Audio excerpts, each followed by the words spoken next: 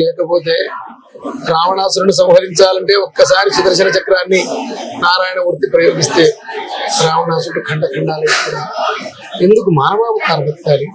సీతామ్మవారిని పెళ్లి చేసుకోవాలి. వనవాసం ఏమిటి? సీతాపహరణం ఏమిటి? సీతామ్మవారిని ప్రకృతి మాత సీతామ్మవారిని ఒక్కల బుద్ధితో చూస్తే రావణుడు భస్మైపోవాలి కదా. మరి సీతాపహరణం ఏమిటి? కూతురుతోటి స్నేహితం ఏమిటి? ఆ కూతురు మళ్ళీ వారధి కట్టాయా? రాముడు వచ్చి గర్జిస్తేనే కదా. అంటే పరమాత్ముడు తాను సృష్టించిన ఈ సృష్టి